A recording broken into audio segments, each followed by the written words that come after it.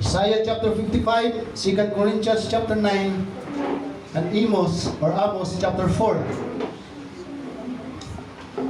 Before we read the Word of God, nais ko pong magpasalamat na habang wala po kami nung linggo mga kapatid, ay patuloy po kayong sumamba sa ating Panginoong Diyos. Praise the Lord. Pastor Dom, maraming salamat.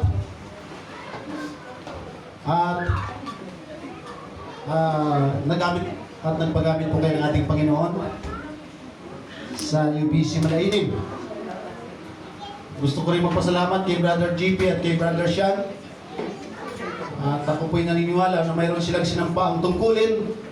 Ang sabi sa akin hindi ko lang alam kung tama yung pagkakarinig ko na yung dalawang toilet bowl sa CR, take over na nila. Kami nang bahala niyan, Pastor. Kaya kahapon mga patid na una sa akin yung mga yan, para lang doon sa CR. Amen, maraming salamat sa inyong dalawa.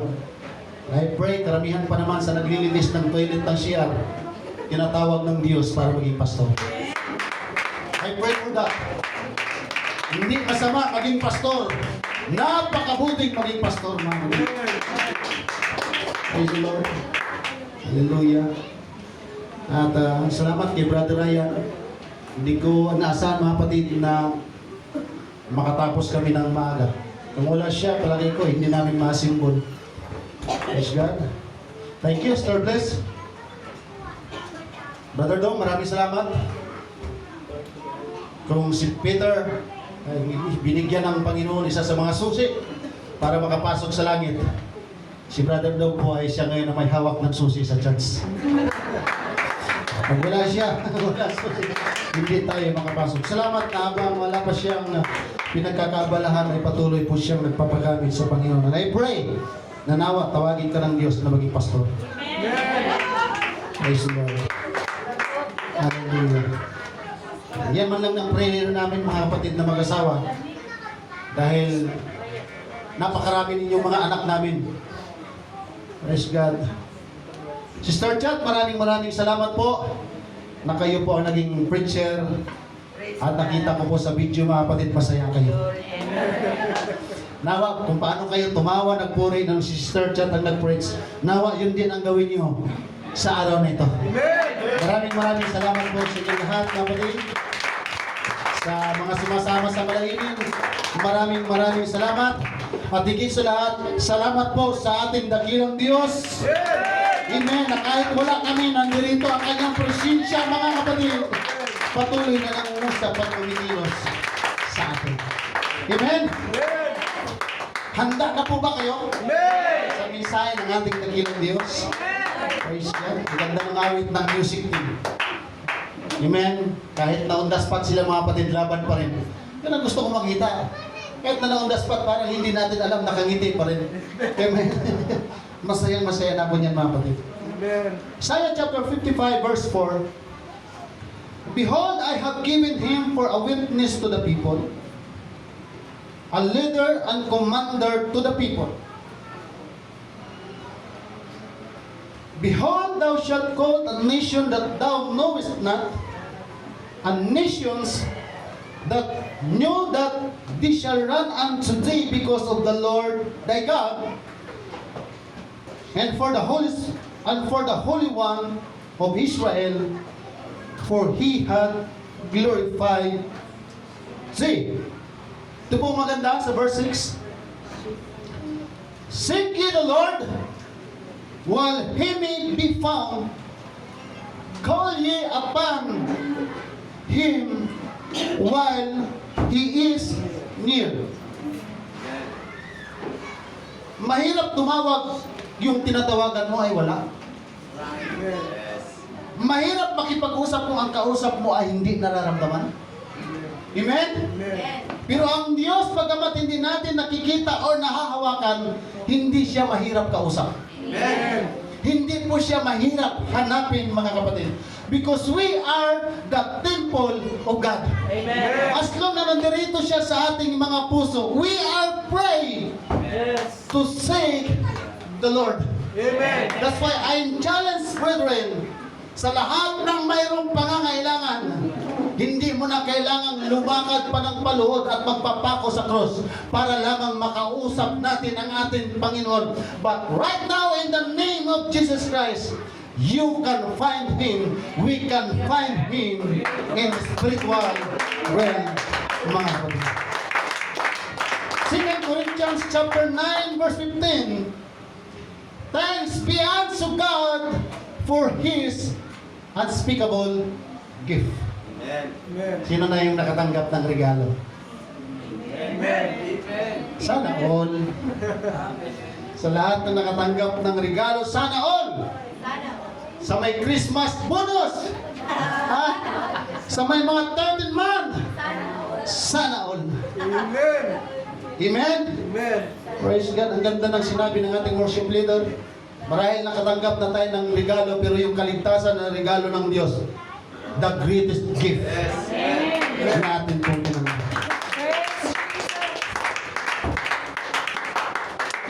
Amos chapter 4 verse 12. Therefore, thus will I do unto thee, O Israel, and because I will do this unto thee, prepare to meet thy God, O Israel. Tao po ang kinakausap dyan. Bayang Israel. Kung hindi tayo naglingkod sa Diyos at hindi natin siya tinanggap, hindi tayo kasali dyan. Pero dahil tinanggap natin siya, kasali na po tayo dyan, mga kapatid. Amen. And we need to prepare to meet our God. Amen. Kaya yung kanta natin kanina, handa ka na ba? Na humarap sa Diyos. Maghanda or laging handa sa pagbabalik ng Panginoon. Wala nakakaalam, di natin alam anong buwan, anong taon, anong araw, anong oras. But we need to prepare to meet our God Almighty. Shall we bow our head and let us pray to the Lord? Father God in heaven, please prepare our heart, prepare our strength to glorify your name. Malaya kang magpagaling sa may sakit karamdaman. Malaya kang kumilos sa aming kalagitnaan. Malaya kang mangusap sa pamamagitan ng iyong mga salita. And let your anointing be upon on the midst of us. Huwag niyo pong hayaan na may uuwi na malungkot at hindi nadama ang iyong presensya. I pray, Panginoon, na habang ako'y nagsasalita sa ilalim ng iyong kapangyarihan, malaya kang kumilos sa bawat isa sa amin. Malaya mo kaming palakasin by spiritual and physical. Malaya mo kaming puspusin, Panginoon. At higit sa lahat, malaya kang magpus ng iyong Espiritu sa amin lahat, Panginoon. Revive us, O Lord. Revive this place in Jesus' name. Amen. Kumangay ka ng lima at sabihin mo sa Kanya, handa ka na ba sa pagbabalik ng Panginoon? Handa ka na ba sa revival? Handa ka na ba sa blessings na ibubuhos ng Diyos? And I pray na tayong lahat ay handa, mga kapatid. Amen. Please be seated. Maghanda, laging handa sa pagbabalik ng Panginoon. At ang pinakamaganda, handa ka na ba? Yung mga young people, handa na ba? Marami tayong mga pagkakataon na tayo naghahanda. Sa tuwing sumasapit ang ating birthday, tayo naghahanda. Sumasapit ang buwan ng December, tayo naghahanda. Pagkasapit ng bagong taon, tayo naghahanda. Marami tayong pinaghahandaan, mga kapatid. Pero ang nakakalungkot sa nangyayari ng sanglibutan ngayon, maraming taong nakakalimot na paghandaan ang pagbabalik ng ating pong Panginoon. Salamat sa ating dakilang Diyos na ikaw at ako ay nakasama ko ngayon para tayo ay bigyan ng babala, para tayo ay bigyan ng mensahe ng ating pong Panginoon. Baka busy tayo sa paghahanda sa mga mundong bagay, pero hindi tayo busy sa paghahanda sa pagbabalik ng ating pong dakilang Diyos. It is very powerful message and warning of the Lord. Kung gaano tayo ka-prepare sa Kanya pong pagbabalik. At pag sinasabing handa ka na ba, pag sinasabing prepare to meet thy God, hindi lamang iisang tao ang kinakausap, hindi lamang 5 tao ang kinakausap, hindi lamang ang mga tao nasa loob ng iglesia ito ang kinakausap, ang binibigyan ng warning ng ating pong Panginoon, ang mga tao sa buong sanglibutan. Dahil ako'y naniniwala, maraming tao na hindi naghahanda sa pagbabalik ng ating Panginoon. Kumpiyansa siya at tayo wala sa kanila. Pero brethren, sa oras na ito, sa araw nito, huwag natin kalimutan kung tayo naghahanda sa ating upcoming Thanksgiving. Paghandaan natin ang pagbabalik ng ating pong Panginoon. Kung ikaw pa at ako ay prepare na sa kanyang pagbabalik at sa kanyang pagbabalik, tayo ba ay makakasama sa kanyang kaharian? Why? Because there is a big question kung sa pagbabalik ba ng Panginoon, tayo ay makakasama. Amen. Amen? Amen. Yung warning ito para sa lahat ng tao. Para sa lahat ng mga tao mayroong religion. Para sa lahat ng tao mayroong mga naniniwala. Kasi po mayroong mga taong nagsasabi na walang Diyos. Pero yung mga taong nagsasabing na walang Diyos, yun po yung mga taong sinungaling. Dahil kung nagsasabi silang walang Diyos, bakit nababanggit nila ang salitang Diyos kung walang Diyos? Ayaw lang nilang tanggapin at ayaw nilang maglingkod sa Diyos. Kasi po, sinasabi nila na kapag ang tao ay nagsasabi na walang Diyos, walang utak. Pastor, kung totoo may Diyos, ipakita ko sa akin ang Diyos to prove the evidence that there is God. Pag mayroon po kayong mga taong ganong klaseng kausap ninyo mga kapatid, sabihin mo rin sa kanya, ipakita mo sa akin ang utak mo. Nakakita na kayo ng utak ng tao mga kapatid? Maaari ulo nakikita natin, pero utak hindi. Amen? Hindi na kailangan pa ng ebidensya para malaman natin na mayroong Diyos na kumikilos, nag-i-exist, na kasama natin mga kapatid. Amen? Dahil yung mga taong nagsasabi na walang Diyos, walang utak. Pero tayo na nagsasabi na mayroong Diyos at makapangyarihan at babalik at ikaw at ako ay babalikan. To God be all the glory. Salamat, ikaw at ako ay mayroong utak na binigay sa atin ng ating dakilang Diyos. To know the will of God in our life. Yung warning na ito kahit kailan hindi makakancel, Brother Jess. Amen. Marahil mayroon tayong mga lakad at paghahanda na pwede i-cancel, Pastor Dong. Pero yung pagbabalik ng Panginoon, walang sinumang makakancel. Amen? At siya lang ang nakakaalam yan, mga kapatid. So ang atin pong gagawin, lagi po tayong maghanda sa kanyang pagbabalik. The Bible is the complete message or illustrations sa pagbabalik ng atin pong Panginoon. Kaya lagi natin pakinggan at basahin mabuti yung mga babala at sinasabi ng banal na kasulatan. Dahil sa pagbabalik ng ating Panginoon, ikaw at ako, ayaw man natin o hindi, haharap tayo sa Diyos. Nagtatapat man tayo o hindi, haharap tayo sa Diyos. May sakit man tayo o wala, haharap tayo sa Diyos. May kapansanan man tayo o wala, haharap tayo sa Diyos. Ligtas man tayo o hindi, haharap tayong lahat sa Diyos. At mas maganda na kung tayo haharap sa Kanya, prepare tayo mga kapatid. We have the 100 assurance that we can enter into the kingdom of God. Amen. Sabihin mo sa iyong katabi, handa ka na ba?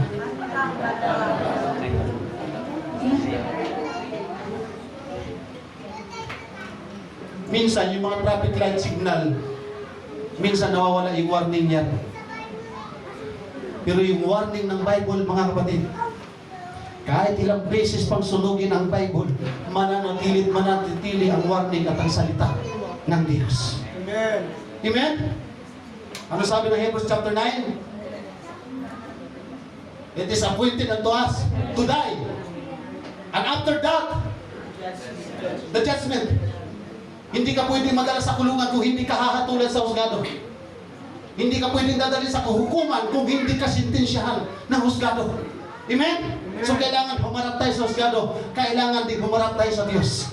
Alam niyo po ba kung sino yung taong excited na humarap sa Diyos? Yung mga taong gustong makarating sa langit. Yung mga taong grabe kung magpuri sa ating pagpapalit. Yan yung mga taong excited sa pagpapalit ng ating dakilang Diyos.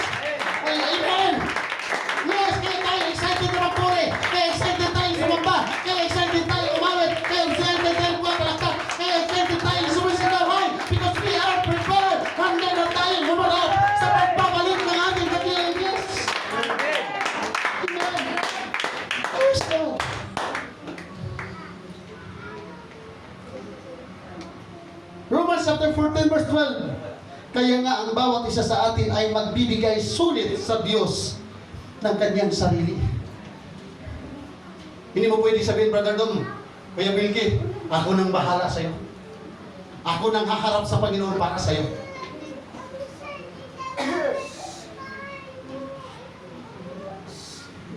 Di natin pwedeng sabihin, ako nang bahala sa'yo. Pastor, ikaw nang bahala sa amin. Haharap din ako. Bawat isa sa atin, haharap sa atin pong Panginoon. Amen? Amen. Pagdating ng exam, pag hindi ka prepare, kabado ka. Gahanap yung mata natin paano umikot para sagot ng answer. Tapos yung teacher magdaan-daan. Amen? Alam ng teacher kung handa tayo sa exam o hindi.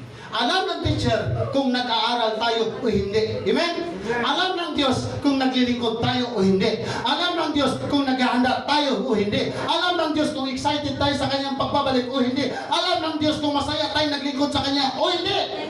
Kaya ang maganda nating gawin, maging masaya ang Diyos sa lahat ng ating ginagawa. Ibig na magpakita sa ating pong Panginoon, karapat-dapat tayo sa rapture. Karapat-dapat tayo kunin ng ating Panginoon. Dahil handa tayo. Amen. Ang nakakapasa sa exam, yung naghahanda, yung nagpe-prepare. Ang makakapasa patungong langit, yung naghahanda rin tayo, mga kapatid.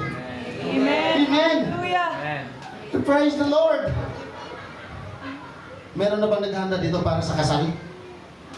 Ang saya maghanda niyan, mga kapatid. Pero yung maghahanda ka sa pagbabalik ng Panginoon, wow! Ano kayang hitsura niya? Gaano kaya siya katangkad? Gaano kaya siya kagwapo? Mga kapatid, hindi na natin pag-uusapan niya kung gaano siya kagwapo, gaano siya kaganda. Ang pag-uusapan natin kung gaano kaganda ng langit na paglalagyan niya sa atin. Pero kung ikaw at ako ay hindi handa, hindi tayo prepare, wala tayong kayang perang ibayad para tayo makapasok sa kanyang kaharian. Amen? Amen. 2 Corinthians chapter 5 verse 10, sapagkat tayong lahat ay kinakailangang mahayag sa harapan ng hukuman ni Kristo upang tumanggap ang bawat isa ng mga bagay na ginawa sa pamamagitan ng katawan ayon sa ginawa niya, maging mabuti o masama. Sino sa atin dito ang gumagawa ng masama? Huwag na natin itaas ang kamay natin. Yung mabuti na lang. Amen. Tayo perfecto eh. Tayo perfecto, mga kapatid, di ba? Kaya binibigyan tayo ng Bible ng Panginoon para sa lahat ng pagkakataon. Mag-iingat tayo. Kaya mayroong Diyos. Kaya binibigyan niya tayo ng pagkakataon na makalapit sa Kanya. Amen? Dahil alam natin, hindi tayo nakakasigurado na sa loob ng 24 oras, mabuti ang atin pong ginagawa. Amen? That's why the Bible give us the warning na mabuti man o masama. Kaya sa aklat ni Solomon, amen? Ang sabi ni Haring Solomon, hindi siya naging masaya dahil marami siyang, although maaari, napasya siya ng konti dahil sa kayamanan na kanyang tinatamasa. Pero after the end of his life, anong sabi ni King Solomon? Mas mabuti ang maglingkod sa Diyos. Masama bang pumalakpak sa Panginoon, mga kapatid? Masama bang sumayaw sa Panginoon? Masama bang tumalon sa Panginoon? Masama bang umawit sa Panginoon? Masama bang manalangin sa Panginoon? Masama bang lumuhod sa Panginoon? Masama bang magtapat sa Panginoon? Palagay ko, hindi masama. Yan ay mabuti na dapat lagi natin gawin, mga kapatid. Amen. Sino handang humarap sa the great white throne? Ano tawag mo? Throne judgment. Oh. The great white throne judgment. Hallelujah. Kung tatawagin doon by church, okay lang ba sa inyo? Una tayong tawagin. O lahat na ng taga Hillsview, Malailid, saka yung BC Hillsview, saka Naed, pila na kayo. Pastor, mauna ka, pastor. O pastora, sunod ka kay pastor. O Vice President, sunod ka kay pastor. AM President, sunod ka kay Vice President. Yung President, sunod ka. Sino ka sunod? Mga sekretary.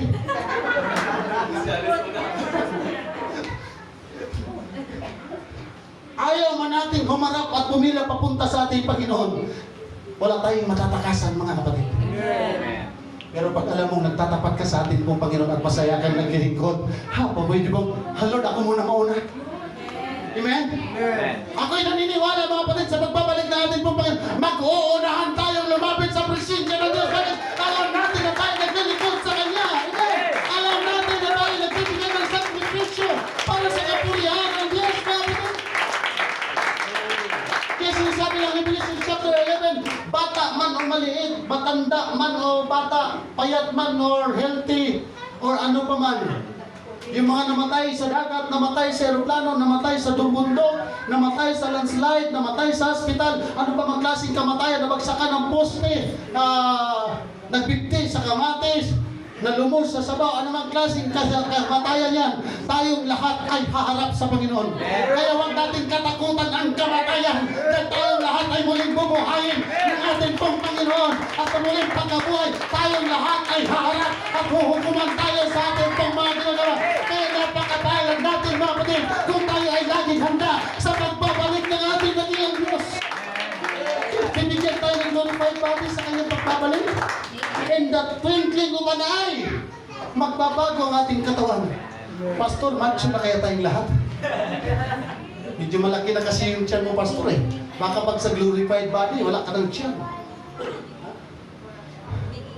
Pag sinasabing glorified body, mga kapatid, katawang hindi nasisira, katawang hindi napapagod, katawang hindi nagugutom, katawang hindi nagkakasakit, katulad ng ating pong Panginoong Diyos. Kaya hindi lugi na tayo nandito sa lugar ng Panginoon para purihin at sambahin ang ating dakilang Diyos.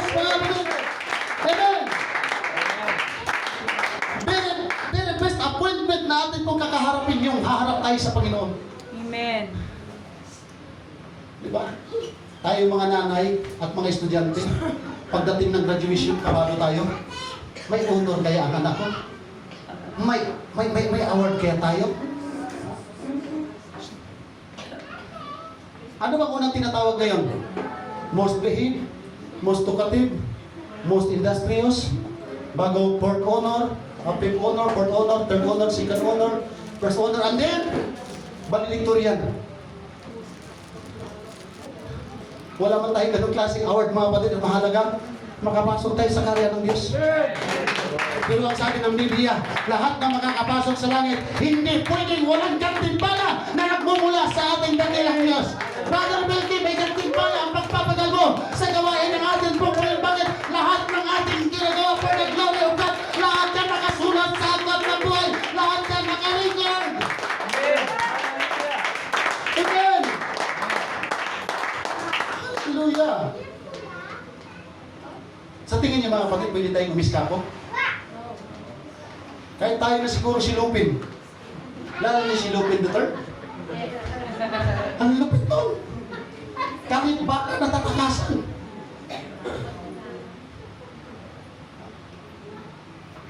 Isang gugo ba kayang tumakas? Yung bida ng One Piece, kaya bang tumakas? Si Lupin? Hindi tayo makaka-escape mga kapatid.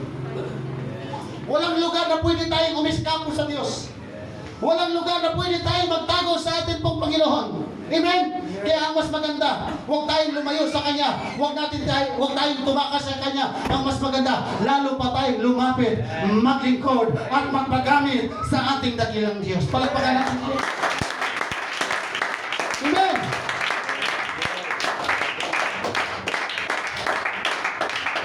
Ito po ang malaking pagkakamali na dapat natin i-pray na nasa isipan ng mga tao. Maraming mga tao na hindi na sila naglilingkod sa Panginoon, wala nang gana sila maglingkod sa Panginoon dahil born again na sila. Pastor, no need na magtapat ako. Pastor, no need na magsimba ako. No need na manalangin ako. No need na napapalakpak pa ako. No need na nasisigaw pa ako ng praise the Lord, hallelujah. Bakit? Kasi born again ako. Mga kapatid, walang nakasulat sa Bible, pag born again ka, makapasok ka sa langit. Dahil walang born again na hindi sumusunod sa kalooban ng Diyos. ang totoong born again, excited at masaya na sumusunod at naglilingkod sa ating Panginoong Diyos. Yun yung totoong born again. Kaya yung nagsasabi sa labas na born again na sila, no need na maglingkod sa Diyos. Huwag na tayo sumama sa kanila, mga kapatid. Pastor, no need na. Kasi born again naman yung nanay at saka tatay ko. No need na akong sumamba. Kasi makadiyos ang mga magulang ko. Ang tanong, mga kapatid, lahat tayo haharap. Lahat ng gumagawa ng mabuti at masama, haharap. Alam niyo ba ba kung anong pabor sa ating mga makasalanan? Pag tayo nakita ng Diyos at sa kanyang pagbabalik na naglilingkod tayo sa Kanya, lahat ng masasama nating gawa, kalilimutan ng Diyos. Yun yung advantage natin sa naglilingkod, sa hindi naglilingkod. Amen! Pagharap natin sa Panginoon, pagbasa ng aklat ng buhay, bigyan niya ng crown of rejoicing, crown of righteousness, crown of glory.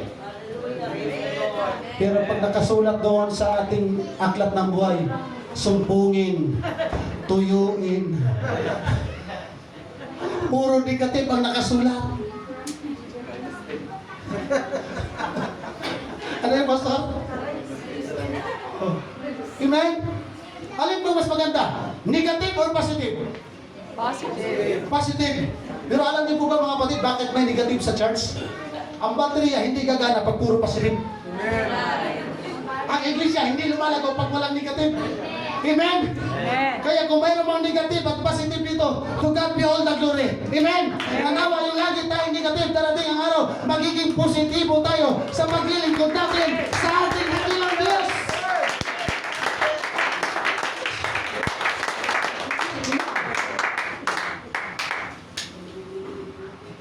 Oh, masaya ba kayo mga kapatid? Praise God.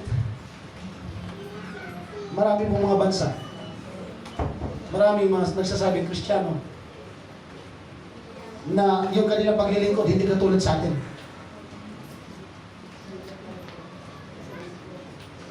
Dahil ang alam nila, mayroong mga nananalangin sa kanila. Nakadepende sila doon sa mga taong nananalangin sa kanila. May mga taong ayaw na maglingkod sa Panginoon dahil sabi nila matuwid sila. Wala silang ginagawang masama. Pero sabi ng Isaiah, mga kapatid, 64, sapagkat kaming lahat ay naging parang marumi at ang lahat naming katwiran ay naging parang basahang marumi at nalalantang gaya ng dahon kaming lahat at tinatangay kami ng aming mga kasamaan na parang hangin. Kaya pag sinasabi natin, Pastor, hindi ko na kailangan magsimba, mabuti ako.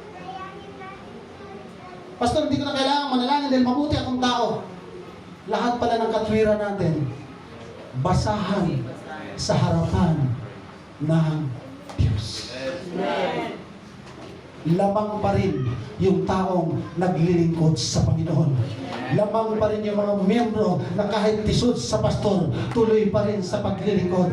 Lamang pa rin yung mga tupa ng ating buong Panginoon na kahit nasasaktan, na kahit nahihirapan, pero pilit na tumatahag, pilit na humahakbang dahil sa langit, dahil sa Diyos na ating pong pinaglilingkuran mo. Amen.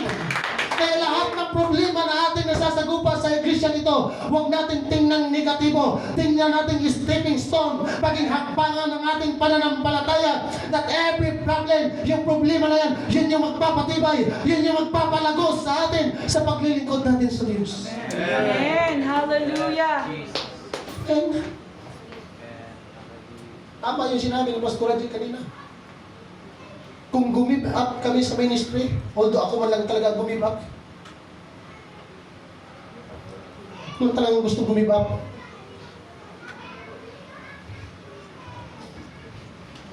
kakain ka ng bagoong na may uot,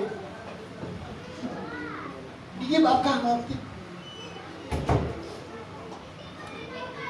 Pero ang kagandaan sa akin, Brother Philippe, gusto kong gumib up, ayaw nilang tanggapin yung license ko. Dahil wala akong bad record. Siyempre, pag tayong tao, may sumpong eh. Lalo na po pag hindi nag-o-operate ang Espiritu ng Diyos sa buhay natin. Hindi tayo magtatagumpay sa hamon ng buhay sa paglilingkod. Tama mga kapatid? Dahil meron tayong kanya-kanyang ugali. Mayroon tayong kanya-kanyang pinagdadaanan sa loob ng isang araw. Kaya kailangan mag-operate ang Diyos, yung Espiritu ng Diyos, sa bawat isa sa atin. Kaya kadalasan sa prayer natin, Lord, move your Holy Spirit upon the wind of us. Pero dapat mga kapatid, yung Holy Spirit ng Diyos ang kumikilos at magpakilos sa ating buhay. May Espiritu ba kayo ng Diyos? May Espiritu ba ako ng Diyos? At kung mayroon tayong Espiritu ng Diyos, paano natin mapapatunayan na mayroon tayong Espiritu ng Diyos? Sa Bible mga kapatid, sa Book of Acts, hindi sila lumago dahil magaling sila mangaral, hindi sila lumago dahil busy sila sa bakit sila naging matibay sa paglilingkod sa Panginoon? Because of the Holy Spirit of Acts. The Holy Spirit of God. Kaya yung Book of Acts, yung aklat ng mga gawa, hindi lamang siya Book of Acts, but the Acts of the Holy Spirit. Dahil pag walang pag-control ng Holy Spirit sa mga buhay natin, walang kwenta ang mga buhay natin, reject tayo mga kapatid. Kailan lang tayo nagiging maayos kapag kumikilos ang Espiritu ng Diyos sa ating mga buhay, dahil siya magkukontrol sa atin, siya magtuturo sa atin, siya magbibigay sa atin ng knowledge, siya magbibigay sa atin ng wisdom sa mga bagay na dapat natin gawin. Right. Hallelujah. Amen. Paano natin masasabi that the fruit of the Spirit ay nasa atin? Paano natin masasabi na yung gift of the Holy Spirit mayroon tayo? Dahil yung fruit of the Spirit, yung Holy Spirit, mga kapatid of God, hindi lamang yan kumikilos sa pastor. Kaya mapapansin natin sa Book of Acts, hindi lamang mga apostles ang mayroong Espiritu ng Diyos, kundi lahat ng mga member doon, mayroong Holy Spirit ng Diyos. Mga nagsasalita ng iba't ibang wika, na kahit pinabalatan silang buhay, kahit pinapatay sila, hindi sila tumatalikod sa paglilingkod sa ating pong Panginoon. Bakit kontrolado sila ng Espiritu ng Diyos? At kaya maganda at mag-pray natin na hindi ang religion, hindi ang tao ang magkukontrol sa atin.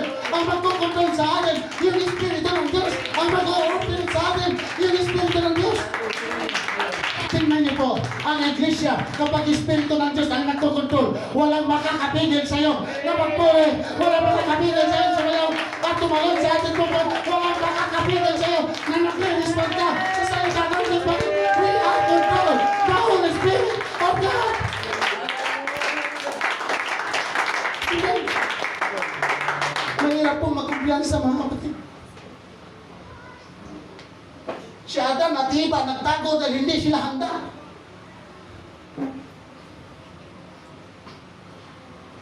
Nung nagkasala sila, anong ginawa nila? Imbis sumarap sa Diyos, nagtago. Kaya nung kinakausap sila ng Diyos, Adan, Eva, nasaan kayo? Ito yung maganda rin, Brother Diyos. Nagtago sila sa Diyos, pero sumagot. Diba? Hindi na nakakatuwa sa kwento nila eh. Nasaan kayo? Nandito kami nagtatago. Kita nyo. Sa Genesis 15, sumagot sila eh. Bakit kayo nagtatago? Kasi ubad kami. Ang tanong, gaano kalaki ang Garden of Eden? Gaano karaming halaman doon? Gaano karaming puno doon? Nagtago sila. Pero bakit wala silang napagtaguan? Dahil hindi talaga natin pwedeng taguan ang Diyos. Kung mayroon man tayong mali sa Diyos na nagawa, lumapit pa rin tayo sa ating pong Panginoon. Huwag tayong magtago, huwag tayong tumalikod, huwag tayong magbackslide. Amen. Lumapit tayo, Lord, hindi ko kaya. Lord, may mali ako, pero kailangan kita.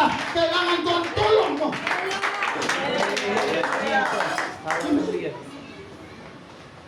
Si Saul, si Apostle Pablo. Bago siya naging Pablo, si Saul ang kanyang pangalan. Sa Acts chapter 9, anong ginagawa niya? Sa verse 1, pinaguhuli niya ang mga Kristiyano. Pinapakulong niya, pinapapatay niya. Sa verse 2, kahit saan lugar siya maglalakad, walang trabaho ginagawa si Apostol Pablo, kundi manghuli ng Kristiyano. Kung mayroon dito sa atin yan, Palagay ko, pakailit tayo magpangita.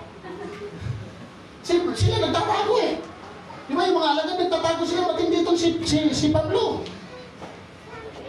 Pag hinantin ka, uulihin ka talaga. Pero pagdating ng verse 3, bigla siyang kinausap ng ating pong Panginoon. Kaya ano sabi ng Bible? Nabulag si Pablo. Bakit? Hindi siya handa. Hindi niya alam na kakausapin pala siya ng Panginoon. Amen? Sino man sa atin mga kapatid, hindi natin alam kung sino sa atin ang kakausapin ng Diyos personally. Amen? Amen. Mabuti na lang nakikipag-usap sa atin ang Panginoon ngayon sa pamamagitan ng kanyang salita sa Bible. Pero kung biglain tayo ng Panginoon, di ba nung bago isilang ang Panginoon Jesucristo, may mga shepherd na nakapag-usap sa anghel? Tingnan niyo po yung kwento, hindi sila tumakbo. Kung wala silang knowledge about angel, biglang may haharap sa'yo, makikipag-usap na hindi natin katulad, anong gagawin natin? Makakita na lang tayo ng unahan na medyo iba yung mukha, kalipas ka na mga kapatid. Yun ba kaya? Na anghel?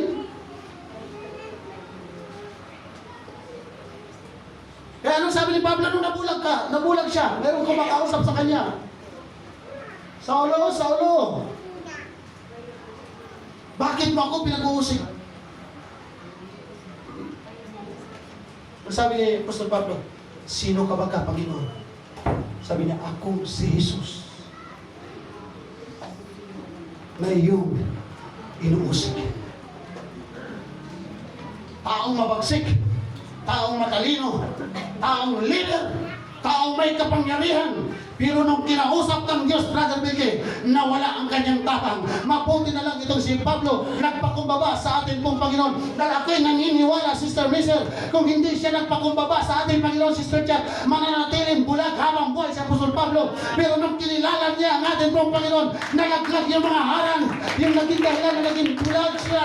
At ngayon, nung nakakita na siya, nagulat ang mga tao, ibang Pablo, ibang Saulo na ang kanilang nakikita. Imbis na kahanap na ng Kristyano, kaluluwa na ang hinahanap. Iyan ay ating sinasabi mga kapatid. May mga bagay, hallelujah, na hindi natin alam na kusang kumikilos ang Diyos sa ating mga buhay. Kailangan lang handa tayo.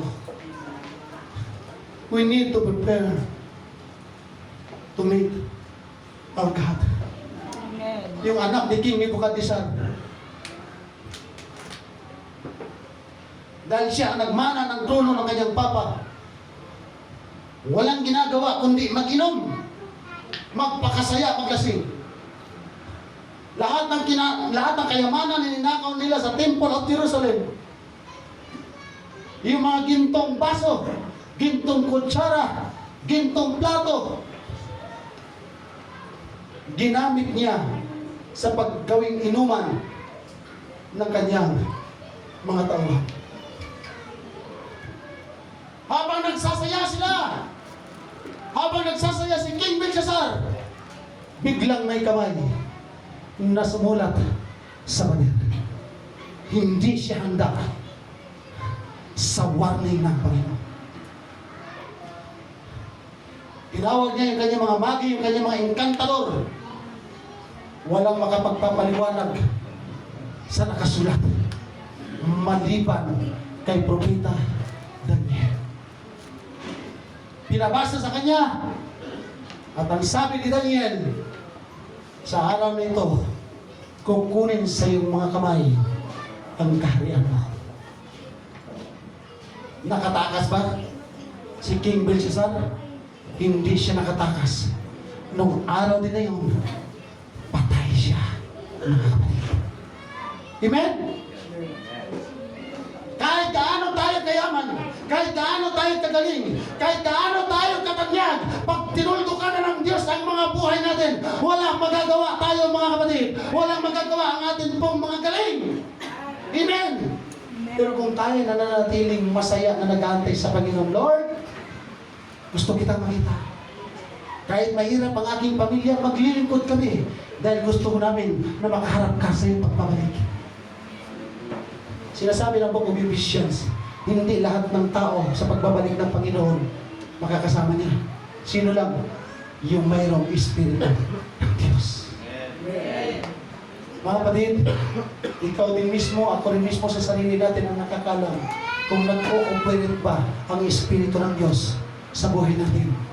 Kung wala pa, amen, huwag tayong mayang humingi at lumapit sa Diyos dahil walang imposible sa Panginoon na hindi niya kayang ibigay ang kanyang Espiritu sa bawat isa sa atin kung tayo nagde-desire ng Espiritu ng Diyos.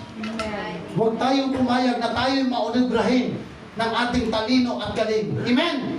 Kailangan nating sikapin na ang iba, walang ibang magmamaniobra sa atin, ang Espiritu ng Diyos. Dahil kapag ang Espiritu ng Diyos ang magmaniobra sa atin, kahit anumang mangyari sa atin, kaya sinasabi ng Book of Romans, kahit kahirapan, kahit kauhawan, kahit kasakitan, kahit kagutuman, kahit kawalan, kahit anong wala, puro negative na, kahit kamatayan man, ay walang pwedeng magpapaiwalay sa atin, sa pag-ibig natin, sa ating pong Panginoong Jesucristo.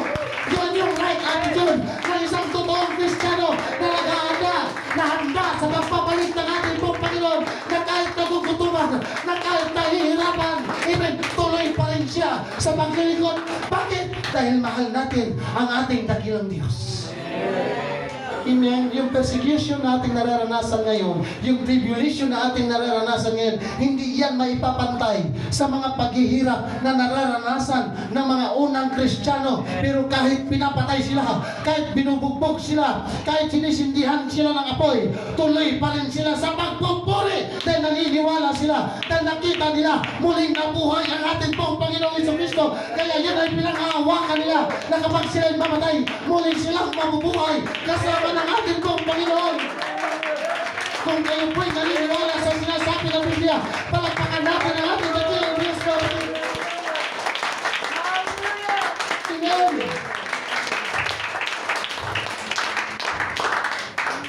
Sabi ni Aldous Huxley, the deepest sin against the human mind is to believe things without evidence.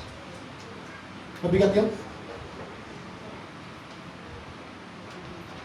The greatest sins of the human mind to believe the things without evidence.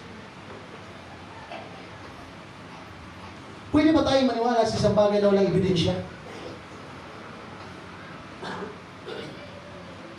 Kaya maraming mga tao na tumatalikod sa ating pong Panginoong Jesucristo dahil lagi sila naghahanap ng ebidensya. Pero sa ating mga kapatid, hindi na tayo pwede maghanap ng ebidensya. Yung magising lang tayo, pagkagising sa umaga, na tayo humihinga, nakakakita tayo, sapat ng ebidensya na totoong may Diyos. Pero sabi niya, the greatest sins is to believe the things without evidence. Malaking kasalanan yun na naniniwala kayo sa isang bagay na walang ebidensya. The truth shall set us free.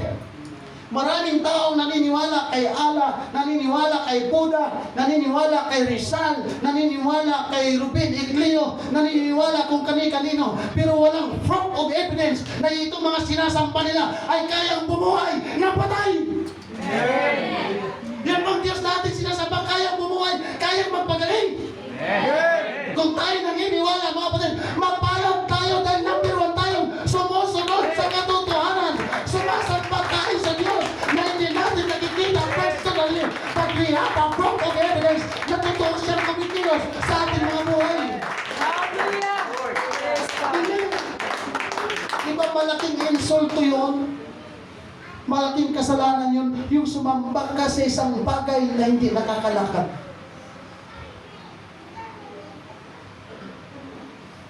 Amen?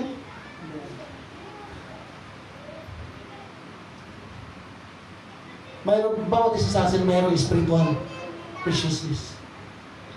Mayroon tayong mga bagay na dapat po natin ingatan.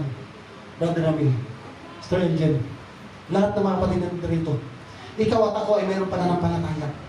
Ingatan natin ang ating pananampalataya, Sister Sharon, dahil oras-oras, minuto, yung ating pananampalataya ay pilit na inaagaw ng kaaway para huwag tayong maniwala sa Diyos. Amen. Kaya ngayon sa cellphone natin, makikita natin, mga nagko-concert, ano makikita natin? Mga sungay ng demonyo. Mga nakalagay dyan sa picture. Amen. Yun yung sinasabi natin. Kaya tayo umiwas sa mga makamundong awitin. Kasi pag sinasabing worldly songs, demonyo talaga yan. Amen? Kahit gaano kaganda yung kanta, pero nakalagay dun sa mga picture nila, demonyo. Ibig sabihin, hindi sila sa Diyos. Kasi pag sa Diyos yun, ang nakalagay doon sa mga banner nila, John 10:30, John 11:25. Kaya niyo i-memorize yan? John 11:25? Meron kayong i-memorize yan? John 10:30. Mga kapatid, may bala ba tayo?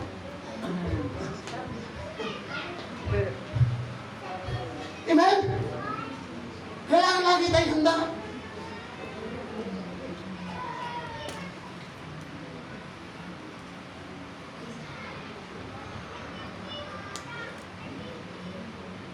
Ingatan po ninyo ang ating pananampalataya. Pananampalataya ninyo, pananampalataya. Brother Jojo, ingatan niyo. Yung apat na sasakyan ninyo, hindi lang yan apat. Amen. Oh, Brother Milky, Sister Beth, ano bang pinagpaplano yung sasakyan niyo? Fortuner, Hiace. Plano lang. Faith eh. Pinag-uusapan.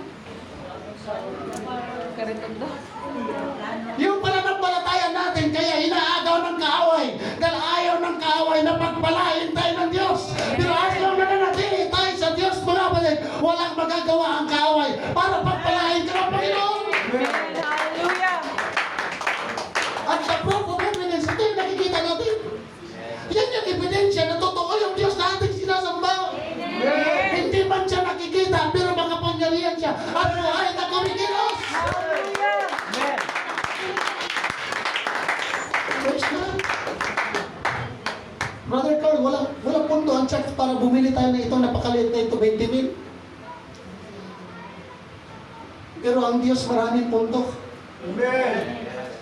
Because of our faith. Salamat sa mga backup prayer. Kaya nga po napakaganda mga kapatid yung prayer meeting sa church. Lungkot na ako mga kapatid. Alam niyo ba, devotion na nga lang tayo sa online na wala. But we need to fight. Pastor. Amen. Mawala man ang ibang mga gawain as long na hindi nawawala ang salita ng Diyos sa ating pong mga puso. Pwede pa rin tayong manalangin sa bahay. Pwede pa rin tayong makinig at mag-aral ng salita ng Diyos sa bahay. Huwag nating walahin ang ating pananampalataya. Agoy, alas 12 na mga igsoon. So alam na natin kung ano pong ating gagawin. Amen? Amen. Yung salita ng Diyos na nasa atin, yung prayer na ating natututunan, yung wisdom na binibigay ng Diyos sa bawat isa sa atin, huwag nating ipahintulot na manakaw ng kaaway. Dahil dyan po tayo pagpapalain ng ating dakilang Diyos, mga kapatid. Amen? Ikaw at ako, kung tayo'y totoong anak ng Diyos, kahit anong gagawin ni Satanas, hindi niya tayo mapipigilan na tayo maghanda sa pagbabalik ng ating Panginoon. Bakit binigyan tayo ng mata ng Diyos? Para makita natin ang mga himala na ginagawa niya sa ating mga buhay. Bakit niya tayo binigyan ng mata? Para makita natin ang kabutihan ng Diyos in the spiritual realm. Hindi lamang tayo nabubuhay sa mundong ito sa laman, kundi sa spiritual. Bakit tayo binigyan ng tainga ng ating Panginoon? Para makarinig ng salita na nagmumula sa Diyos. Amen? Huwag po tayong maging bingi sa salita ng Diyos. Amen? Amen. Masarap makabasa mga kapatid ng I love you. Masarap makarinig ng salitang I love you. Diba? Napakasarap makatanggap ng regalo may kasamang I love you. Diba? Pero lahat ng tinanggap mo may kasamang I hate you. Anong mararamdaman natin mga kapatid? Di ba hindi maganda? The Bible is the message of God that full of wisdom, knowledge, and the love. Pag walang pag-ibig ang bawat isa sa atin sa Diyos, hindi tayo magtatagumpay. Dahil ang Biblia, hindi lamang Diyos ang pinakasentro, kundi ang pag-ibig ng ating pong Panginoon. Amen. Amen? Amen. Lahat ng regalo natin dito sa lupa ay hindi natin madadala sa langit. Lahat ng regalo na tinanggap natin sa buwan na ito, yan po ay masisira, mga kapatid. Amen? Kahit anong tago natin dyan, kahit anong pag-iingat natin dyan, yan ay masisira. Pero yung regalo ng Diyos ng kaligtasan, yung regalo ng Diyos na buhay na walang hanggan, yung regalo ng Diyos sa langit, mga kapatid, yun yung ating paghandaan. Yun yung the best na regalo, the greatest gift na dapat na hawak mo na. Sabihin mo sa iyong katabi, kapatid, hawak mo na. Hawak mo na yung pinakamatinding regalo na dapat pangarapin ng tao. Yes, nangangarap tayo ng sasakyan, nangangarap tayo ng bahay, nangangarap tayo ng lupa, nangangarap tayo ng building. Pagkabest na pangarapin ang ating Panginoong Hesus Kristo na patuloy na mag-ahari sa ating mga puso, mga kapatid. Palagpagan natin siya. If you feel the presence of the Lord, purihin natin siya. Palagpagan natin siya. Binigyan tayo ng bibig para sumamba at magpuri. Binigyan tayo ng puso, mga kapatid. Para pagkamaan natin ang pagmamahal ng ating Panginoon. Binigyan tayo ng pag-iisip ng Diyos. Even para binigyan niya tayo ng karunungan. Sige po, sampayin natin siya, palagpagan natin siya. We need to prepare to meet our God. Kung nararamdaman mo sa umagang ito, mga kapatid, kanina pa nangungusap ang Diyos. Kanina pa siya kumikilap. Amen. Hallelujah, hallelujah, hallelujah.